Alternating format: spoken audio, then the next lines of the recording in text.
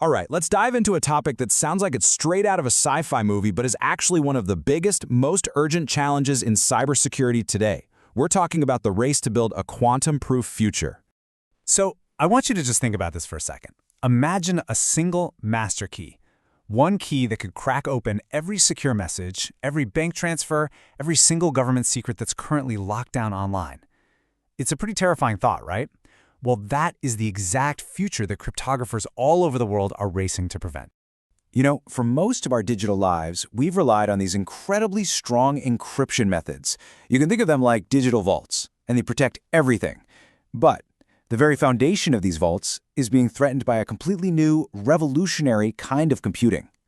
So, let's really break down what this quantum threat is all about and why it has security experts, well, pretty concerned. Okay, so the encryption we use every day, the stuff that protects our websites, our emails, everything, it's all built on mathematical problems that are just practically impossible for our current computers to solve. A great way to think about it is prime factorization. It's super easy to multiply two massive prime numbers together, but it would take a classical supercomputer literally longer than the age of the universe to go backwards and figure out what those original two primes were. That difficulty, that's the lock in our digital vaults. But here's the kicker. Way back in 1994, a mathematician named Peter Shor basically discovered the master key. He came up with an algorithm, think of it as a recipe, that could theoretically solve these impossible problems with terrifying speed. Now there's a catch, of course. It needs a whole new kind of machine, a powerful quantum computer. A computer that uses the weirdness of quantum mechanics to solve certain problems exponentially faster than anything we have today. Shor's algorithm is that key that could one day unlock our entire digital world. And this is what makes the threat so urgent right now. It's because of a strategy called harvest now, decrypt later. What's happening is that adversaries are already stealing and hoarding massive amounts of encrypted data. They can't read it today, of course, but they're betting that in a few years, they'll have a quantum computer that can. So any data with a long shelf life, think national secrets, intellectual property, even your personal health records, all of it is already at risk. And look, this isn't some far-off hypothetical threat. We've got leading experts putting a very real timeline on it. Dr. Michelle Mosca from the University of Waterloo estimates there's a 50-50 chance that some of our fundamental public key cryptography will be broken by 2031. Just let that sink in. A 50% chance. That's a coin flip. Within the next decade. That is not a lot of time to upgrade the entire planet's security infrastructure. The clock is absolutely ticking. So yeah, the bad news is our current vaults are on track to become obsolete. But the good news? The race is on to design and build the next generation of stronger quantum-proof vaults. And this brings us to post-quantum cryptography, or PQC. Now, the name can be a little misleading. The most important thing to get here is that PQC is not about using quantum mechanics for encryption. It's all about creating new algorithms based on totally different kinds of math problems that are incredibly hard for both classical computers and quantum computers to solve. We're not just reinforcing the locks, we're replacing them entirely. Now, you might hear PQC talked about alongside something called quantum key distribution, or QKD. It's super important to know they are not the same thing, not even close. QKD, over on the right, is based on physics. It needs brand new, specialized hardware to work.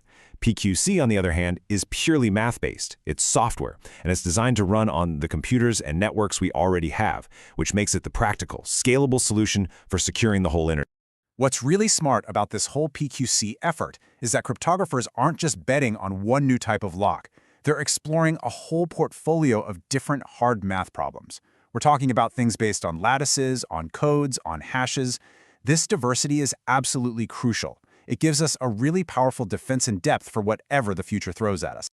So, with all these new options on the table, how does the entire world agree on which ones to actually use? Well, that took a massive, coordinated global effort. The U.S. National Institute of Standards and Technology, that's NIST, hosted what was basically a giant global cryptographic competition, kind of like a bake-off for security. Starting back in 2016, they asked for algorithms from the best minds on the planet. They got 69 candidates, and then for years, they put them through intense public testing and analysis. And finally, in 2024, they started publishing the first set of winners. And here they are, the first official winners. For something called key encapsulation, which is basically how we securely create shared secret keys, we have Crystal's Kyber. And for digital signatures, which prove who you are and that data hasn't been messed with, we have crystals, dilithium, and Sphinx Plus. You'll notice that lattice-based cryptography, a concept we saw on the last slide, turned out to be a really strong contender. These are the names you're going to start seeing built into all of our technology very soon. Okay, so we've got the new standards. What does this actually mean for businesses, for governments, and really for all of us? Let's talk about the transition. Now, if there is one piece of advice that every single expert agrees on, it's this.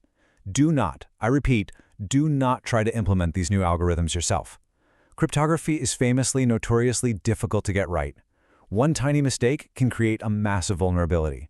The guidance is crystal clear. Wait for these standards to be built into the trusted software and hardware you're already using. So to make this big transition safer, a lot of organizations are using a really clever strategy called hybrid encryption. It's a simple but brilliant idea. You just run a new PQC algorithm and a trusted classical one at the same time. This way, an attacker would have to break both of them. It's kind of the ultimate safety net as we roll out this brand new generation of security. For any organization listening, getting ready really boils down to just good security fundamentals. First step, inventory. You have to know what data and what systems you have. You can't protect what you don't know exists. Second step, audit. Go through those systems and figure out where and how you're using encryption today. And the third step, plan. You need a roadmap for what's called crypto agility, which is just a fancy way of saying you need the ability to easily swap out your encryption algorithms as needed. Look, let's be clear about this. The shift to post-quantum cryptography is one of the most significant security upgrades the internet has ever had to go through. The work to replace the locks on our entire digital world is already underway. And all of this leaves us with one final, crucial question to think about. The quantum future is definitely coming. Is your data ready for it?